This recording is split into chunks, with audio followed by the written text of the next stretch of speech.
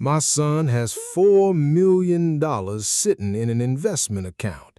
I found that out from his wife's Facebook post, not from him. And when I called to ask for $1,100 to keep my lights on, he told me to try a payment plan. That's the kind of thing that doesn't leave you. 70 years old, and I sat there on my back steps with the phone still warm in my hand, staring at nothing. Let me back up. My name's Sebastian Spencer. I live in a little rental house off Dodson Avenue in Chattanooga, Tennessee, the kind of place with a carport instead of a garage and a water stain on the ceiling I'd been meaning to deal with since spring. I spent 38 years as a machinist at a fabrication plant down by the river, retired at 65 with a pension that sounded fine on paper and doesn't stretch worth a damn anymore. So I worked 3 days a week at a hardware store on Brainerd Road, folding my knees under a stool at the register, ringing up paint and PVC pipe for men half my age who call me boss out of politeness. It was a Thursday evening, hot the way Chattanooga gets in August, humid enough that my shirt stuck to the vinyl kitchen chair. I had a stack of mail in front of me I didn't want to touch. Past due notice from EPB, a letter from the cardiologist's office that I already knew wasn't going to be good because good news doesn't come folded in an envelope that thick. My wife, Megan's phone rang on the counter. I watched her face change before she even looked at the screen. "That's Kyle's ringtone," she said, and she was smiling before she answered. "Baby, tell me everything." She turned her back to me. Turned her whole body like I was a cold draft coming through a window she needed shut. I sat there and listened to one half of a conversation about some deal he'd closed downtown. Heard her laugh that laugh she doesn't laugh for me anymore. Heard her say, "You get that head for numbers from my side, you know that." 15 minutes. 15 minutes of my wife lighting up for a son who hadn't called to ask how my heart was doing, hadn't asked once. When she hung up, the smile dropped off her like a coat sliding off a hook. "He's doing so well," she said, sliding the EPB bill across the table at me. "Fix this before they shut it off again." Again, like it was a pattern, like I was the pattern.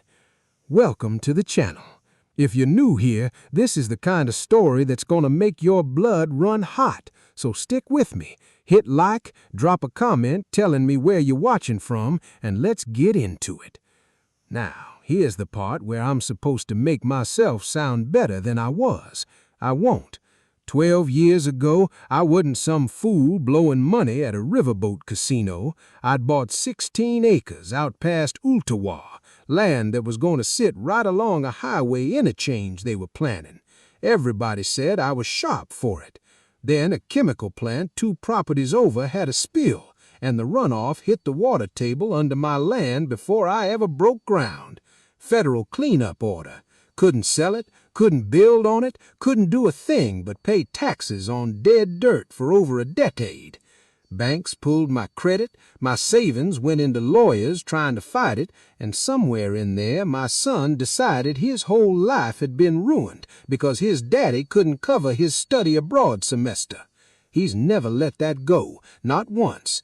22 years old at the time, and in his mind I gambled and I lost and he paid for it. My daughter's different. Rosie's 28, works as a dental hygienist across town. She was 16 when the land got locked up, old enough to remember what we had before. She came by 2 nights after that phone call carrying a foiled pan of her grandmother's cornbread dressing, my favorite, and she didn't say one word about Kyle or his $4 million. She just set the pan down, looked at my chest because she knew, she always knows, and said, "You're pale, Daddy. When's your next appointment?" "It's nothing, baby." Uh-huh. She didn't believe me for a second, never did. 3 days later, I was sitting in Dr. Whitfield's office, listening to him tell me the blockage in my heart wasn't something we could keep watching. It needed surgery, soon.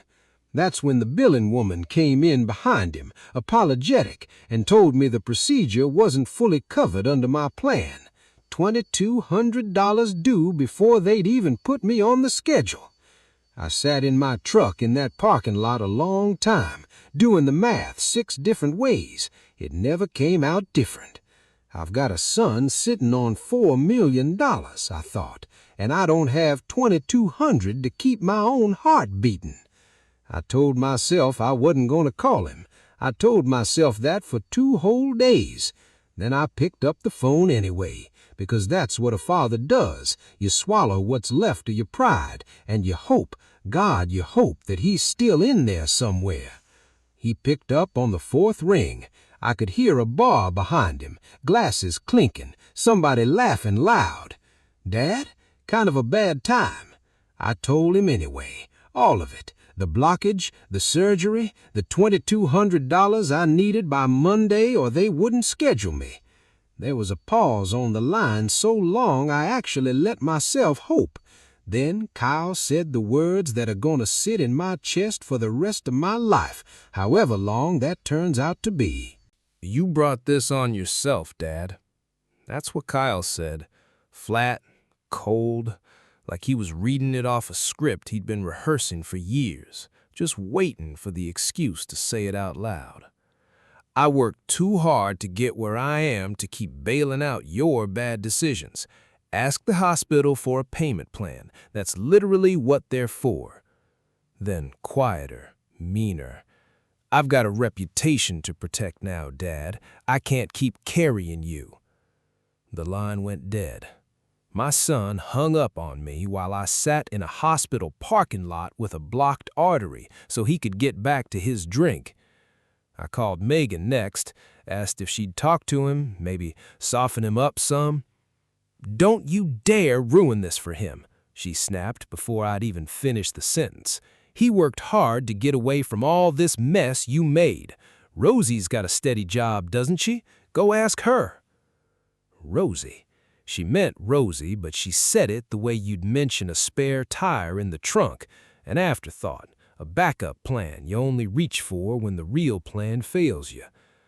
I hung up and sat in that parking lot a long time. Didn't cry, I was past crying by then.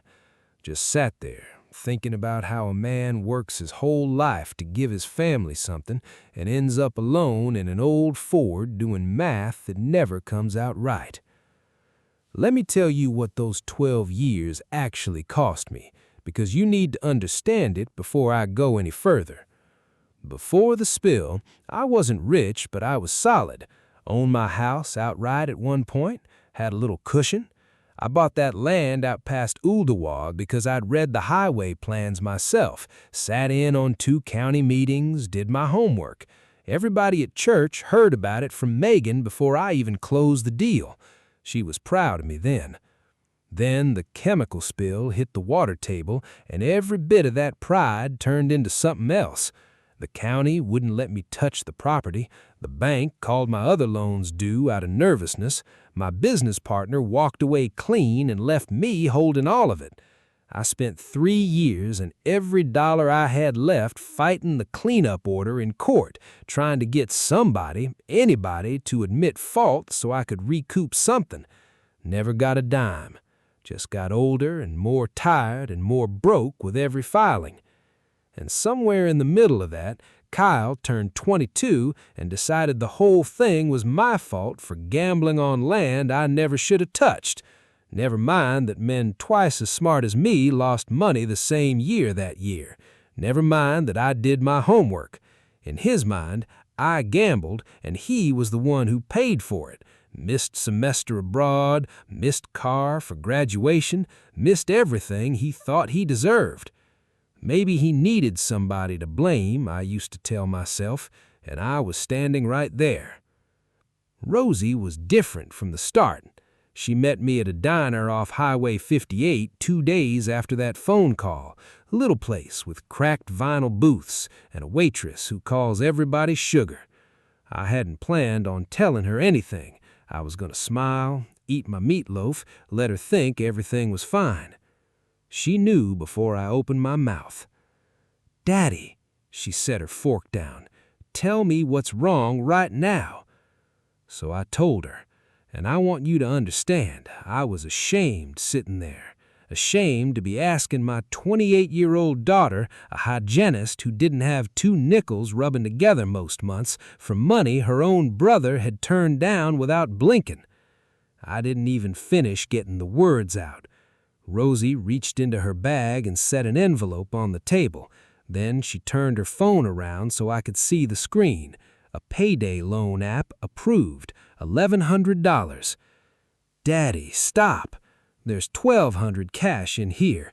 I sold my ring back to the pawn shop this morning, the one from my engagement, before things ended with Damon." "Rosie," my throat closed up on me. "You sold your ring?" "Rings can be replaced, Daddy." She reached across that sticky diner table and grabbed my hand hard, the way you grab hold of something you're not letting go of. I sat in that booth and wept in front of a waitress named Dot and half the lunch crowd off Highway 58, and my daughter, the one who didn't have $4 million, the one nobody ever bragged about on the phone, held my hand and told me I was gonna be all right. She's the only one who ever really saw me, I thought, the only one. I had no idea, sitting in that diner wiping my face with a paper napkin, that a letter was already sitting in a mailroom somewhere, waiting to turn everything upside down. I had no idea what those 16 dead acres out past Uldawa were about to become. But that surgery had to happen first, and it almost didn't. They wheeled me into pre-op at 5:30 in the morning on a Tuesday in September, and the last thing I remember before the anesthesia took me under was Rosie's face right up close to mine, her hand squeezing my fingers. "You're gonna be fine, old man," she said. "I already told the nurses you're too stubborn to do anything else." Then the lights went out. I woke up 7 hours later with a tube down my throat and an ache in my chest like somebody'd parked a truck on it.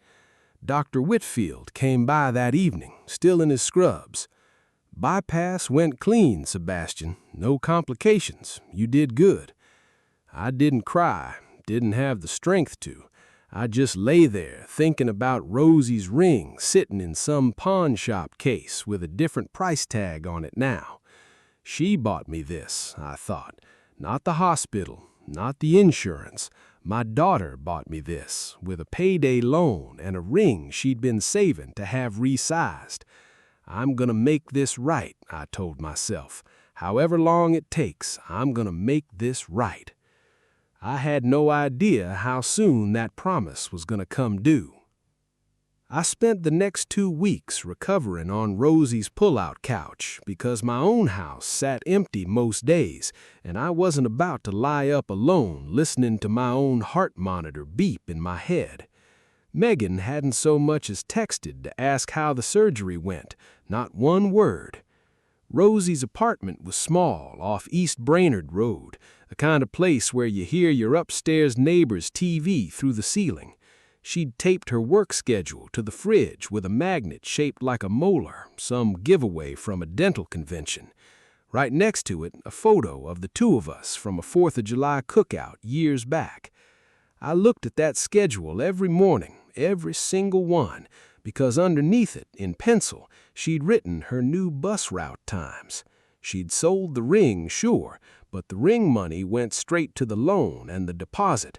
She still needed gas money, still needed groceries, and pride wouldn't let her ask me for another dime. So she started taking the city bus to the dental office 3 days a week to save on fuel. She's out there right now, I thought, waiting on a city bus in the Tennessee heat, and Kyle's driving some lease car to a steakhouse to celebrate a bonus he'll blow through in 6 months. She'd come home every afternoon, still in her scrubs, smelling like fluoride and coffee, heat up something simple, sit with me in front of whatever crime show was on. Never once complained, never once brought up the ring, never once asked when I'd pay her back. That's the difference, I thought. watching her fall asleep sitting up in a kitchen chair one night, still in her scrubs. Kyle gives when there's a camera on him. Rosie gives because it never once occurs to her not to. It was a Wednesday, 19 days after the surgery, when the mail carrier knocked instead of just leaving it in the box. Rosie was at work. I answered slow, still tender across the ribs. Got something certified, need a signature. 2 letters. One from an outfit I didn't recognize, Riverline Commercial Partners, and one with a return address I knew by heart after 12 straight years of getting them, the Tennessee Department of Environment and Conservation. Here we go, I thought, another update telling me nothing's changed. I almost set it on the counter unopened. Something made me sit down at Rosie's little kitchen table instead. I read it twice, then a third time slower because I didn't trust my own eyes. Remediation status complete. Site released from state oversight effective August 30th. Complete. 12 years. 12 years of taxes on land I couldn't touch. 12 years of my credit in the gutter. 12 years of my own wife looking at me like a stain on the family name, and it was sitting there right in black and white. Done. Released. Clean. I set the letter down like it might go off if I moved wrong. Then I opened the second one. Riverline Commercial Partners. Turned out that while my land sat locked under a state order, the highway interchange I'd bet on 12 years earlier had finally gone in, less than half a mile from my property line. 16 acres of what used to be worthless poison dirt were now sitting in the middle of exactly the kind of growth I'd predicted a decade too early. It was an offer, a real one with numbers behind it. $9 million. Cash. 45-day close. I read that number so many times it stopped looking like a real figure and started looking like a typo. I looked up and my eyes landed right back on that molar magnet holding up a bus schedule my daughter had memorized so she could keep saving me. She's out there waiting on a city bus right now, I thought, and I'm sitting here holding $9 million. Something in me went quiet and cold and very, very clear in that moment. I picked up the phone, not to call Megan, not to call Kyle. I called a lawyer instead, a man named Reese Ashford, who'd handled what little was left of my affairs for the last 12 years, mostly because he was the only one who never stopped returning my calls even when I couldn't pay him on time. "Reese," I said, "I need you to pull an old document for me, today if you can." Reese Ashford, the voice on the other end said. "Sebastian, good Lord, how you feeling? Rosie told me the surgery went well." "Reese, I need you to look at some paperwork today if you can spare the time." Something in my voice must have told him this wasn't a check-in call. What's going on? I told him everything. The remediation release, the Riverline offer, the number. Long pause. Long enough, I thought the call had dropped. $9 million, he finally said. "Sebastian, that changes everything." "I know it does." I looked at that molar magnet on Rosie's fridge one more time. "That's exactly why I need you to pull something else first. You remember a document Megan had you draw up about 6 years back?" Reese went quiet. "The property separation," I said, "the one Kyle pushed for." "I remember it well, Sebastian. I told Megan at the time I didn't love the idea, but she was insistent, and it was her legal right to protect herself given the debt situation." "Pull it. Tell me exactly what it says, word for word, don't leave anything out." Because if I remembered that document right, I thought, Megan hadn't just protected herself from my failures. She'd signed away every claim to whatever came next, good or bad. Reese called back 2 hours later. I could hear papers shuffling. "Sebastian, I'm going to read you the operative language. Megan Spencer hereby waives, releases, and forever discharges any present or future marital claim, interest, or right, legal or equitable, in and to the real property located in Hamilton County described herein, including any proceeds, appreciation, or value realized therefrom, regardless of cause. Regardless of cause, I repeated slow. Reese, does that mean what I think it means? It means exactly what we drew up, Sebastian. 6 years ago, she wanted the house and her retirement accounts protected, so she partitioned the estate.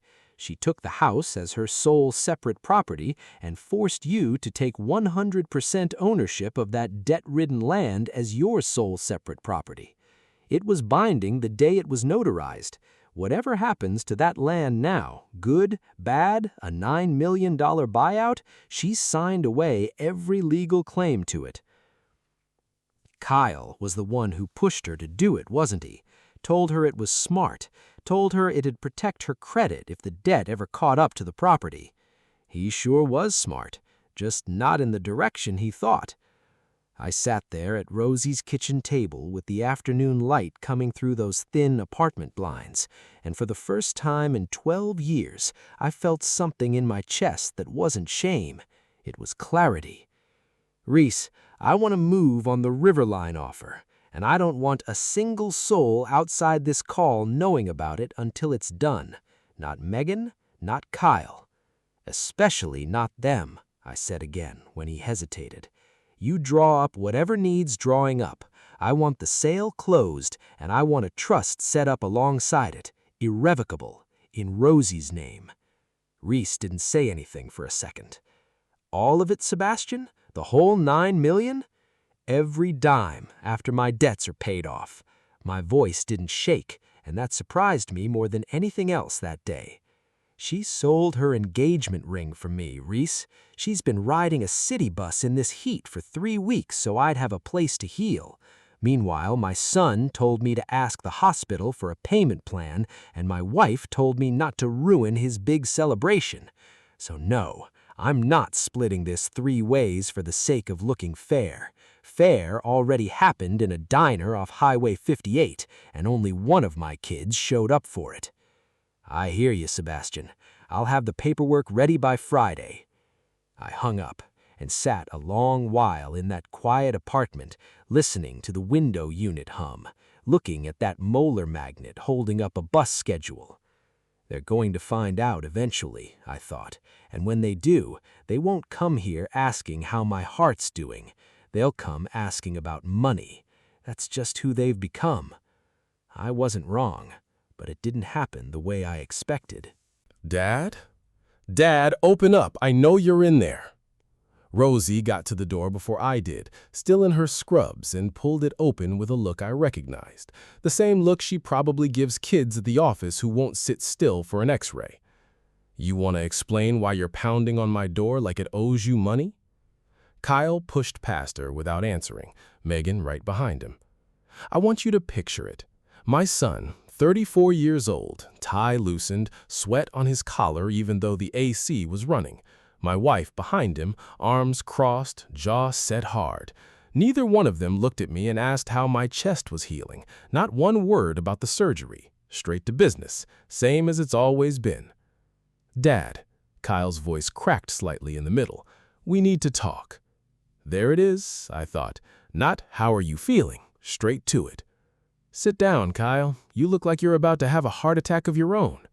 He didn't sit, he paced. I was looking at the Hamilton County property records today. Riverline Commercial Partners logged a deed transfer, 16 acres out past Ooltewah. Your land, Dad, $9 million cash. You sold it, didn't you? Megan's mouth actually fell open. $9 million, Sebastian, is that true? So that's how they found out, I thought. Not from me, from a county filing. Almost funny in a sick sort of way. It's true, I said, calm as I could manage. 11 days ago. 11 days? Kyle's voice climbed. You've had this for 11 days and didn't call me, your own son? I looked at him a long moment before answering. Last time I called you, Kyle, you were at a bar celebrating a bonus while I sat in a hospital parking lot trying to figure out how to pay for heart surgery. You told me it was my problem to fix. So no, I didn't feel a burning need to call the second something good happened. That should have been the moment he softened. It wasn't. You hid this from us, he snapped, finger jabbing at me like it made the words truer. You knew the cleanup was finishing. You knew that land was about to be worth something. You let Mom drive a 12-year-old Camry while you sat on a fortune just so you could hand it all to your favorite when it finally paid off. He believes that, I thought. He's rewriting the whole thing right in front of me, and he believes every word. Kyle, my voice came out quieter than his, which somehow made the room go quiet too. I didn't know that land was worth a dime until 19 days ago. I found out sitting right there on your sister's pull-out couch, recovering from surgery she paid for.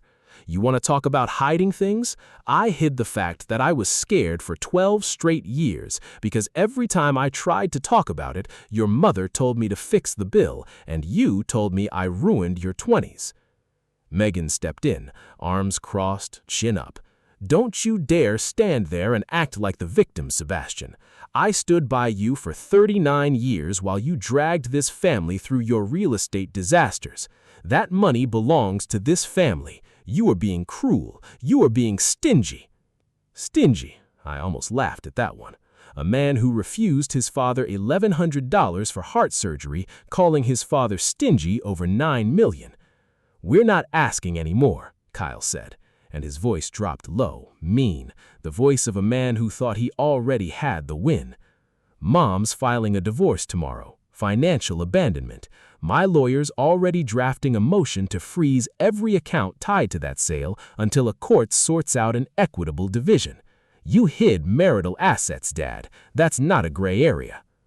He slammed his hand flat on Rosie's kitchen table, the same table where weeks earlier she'd slid an envelope of cash without a second thought.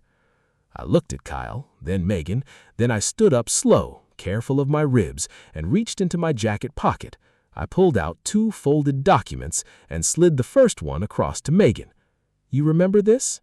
She looked down and I watched the color drain out of her face before she finished the first line. 6 years ago, you and Kyle sat me down at my own kitchen table. You were scared the bank would come after your assets over my land debt. Kyle's idea, by the way, his smart idea. Told you it would protect your credit if the debt ever caught up to the property. So you signed this. Your lawyer drew up a partition agreement. You took the house and your accounts as your sole separate property, and you legally forced me to take 100% of the land and its liabilities as mine. I tapped the paper. Read it again. It doesn't say debt. It says regardless of cause. You didn't just protect yourself from my failure. You signed away any future claim to that land's value forever, just to keep your hands clean. Kyle's face had gone pale too, but he wasn't done. That doesn't matter. I'll still take you to court. On what grounds, Kyle? I slid the second document across to him. Look at that before you finish that sentence. He looked down. Rosie's bank statement. $14, I said. That's what's in your sister's checking account right now. $14, Kyle, because 3 weeks ago she sold her engagement ring and took out a payday loan at 22% interest so I could get on an operating table. While you were ordering top-shelf bourbon to celebrate a bonus, your sister was riding a city bus at 6 in the morning so she'd have gas money to get to a job that pays her $38,000 a year cleaning people's teeth. I let that sit in the room a second. You want to talk about court? Bring your lawyers. Bring every lawyer in Hamilton County. But first, explain to a judge how you plan to claim a share of assets your mother legally waived in writing 6 years ago on your own advice. Explain to that judge where you were the night your father needed $1,100 for heart surgery and where your sister was. Nobody said anything for a long moment. Just the window unit humming and a neighbor's TV bleeding through the ceiling like it had every night for 3 weeks straight. I didn't hide this to be petty, I said, my voice finally coming down, soft, tired, done. I kept it quiet because I needed time to make sure the money went to the only person who actually earned it. But I want you both to understand something. Even if I'd known sooner, it wouldn't change one single thing about this moment. You two divorced yourselves from this family a long time ago. You just hadn't gotten around to the paperwork yet. The trust is already finalized, irrevocable. All $9 million goes to Rosie. The first thing my lawyer did was pay off her loan and burn that contract. Next, he cleared the balance on this whole apartment building's note so she never owes rent again. There's a car waiting on her, nicer than the one she gave up, though she's going to fuss at me about it. You're both officially free of my mistakes now. Isn't that what you always wanted? Well, congratulations. The failure is over. And it turns out you signed yourselves right out of everything that came after it. Megan's mouth opened. Nothing came out. First time in longer than I could remember that my wife didn't have a single word ready. "Get out of my daughter's home," I said. Quiet. Final. They left without a slammed door, without a last word. Just two people walking out, realizing in real time that the cleverness Kyle had always been proud of was the exact thing that locked them both out of a fortune neither one would ever touch. Rosie stood in the kitchen doorway after they'd gone, arms wrapped around herself. "Daddy," her voice was barely a whisper, "you didn't have to give me all of it." "Yeah," I said, "I did." I walked over, careful of my ribs, put my arm around her, and we stood there a minute in that little apartment that wouldn't be hers much longer, not because she was losing it, but because she was finally getting more than she'd ever asked anybody for. "Rings can be replaced," she told me once, sliding an envelope at a diner table. "You can't." Turned out I couldn't be replaced either, not to her. And somewhere across town that night, my son sat down to figure out how he was going to explain to his firm's partners that the $4 million he'd bragged about wasn't nearly enough to save him now, and there wasn't a single soul left in his corner willing to try.